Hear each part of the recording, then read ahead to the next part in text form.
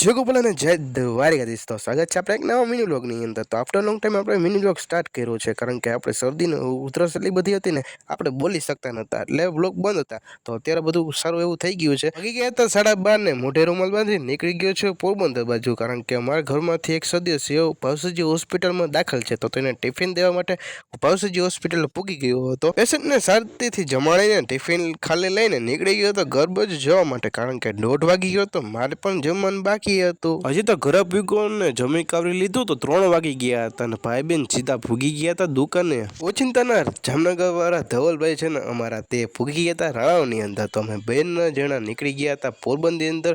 તો મસ્ત હુંડાની અંદર 370નું પેટ્રોલ પુરાવ્યું અને મસ્ત નાસ્તો પાણી કર્યા અને સીધા ભૂગી ગયા હતા ઘરે. અને વચ્ચેની ક્લિપ છે ને થોડી ઘણી કપાઈ ગઈ છે, તેના માટે સોરી. તો આજનો મિનિટ અહીં સુધી રાખીએ, તો મળીએ કાલના મિનિટ સાથે. જય ગોપાલ અને જય દ્વારકાધીશ.